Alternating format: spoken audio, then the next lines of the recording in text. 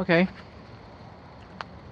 this is the service drop coming to the house. Electric cables inside the trees right there. They shouldn't be inside the trees. This is the meter and the main electric service panel, and it's located right here on the garage north exterior wall.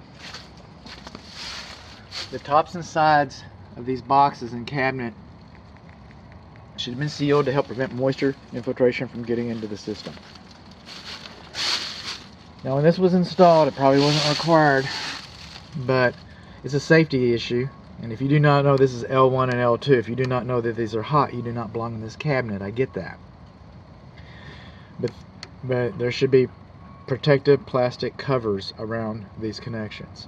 This is the main neutral coming in right here. This is the main neutral coming in, and it should be wrapped with white tape. If you do not know that's the main neutral, again, you do not belong in this cabinet. You shouldn't have cables in direct contact with the cabinet cover, dead front cover plate. You shouldn't. And those are bent in a radius tighter than 7 inches. So those are too tightly bent, and they're in direct contact with the cabinet cover. And these circuits right here, they're hot coming in. Oh, wrapped with tape? Okay. Wow. Barely, but I'm going to give it that. It is wrapped with tape. Right there. Swear to God. If you do not know those are hot, then you don't belong in the cabinet. I'll probably write that they're not. I don't know, man. They're wrapped. They're wrapped. I can't argue with that.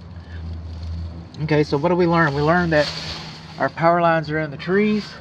We learned that our cabinets haven't been sealed. We learned that our neutral has been wrapped with white tape. We do not have protective covers. This is 200 amps too. We learned that we got wires in direct contact with the dead front cover plate, and they're bent in a radius tighter than 7 inches. We also learned that it's not labeled. And what little labeling I can see in there, that's why you don't do the handwriting. It's supposed to be printed. See where it says load center right there? It's supposed to be printed. It's not supposed to be handwritten like that.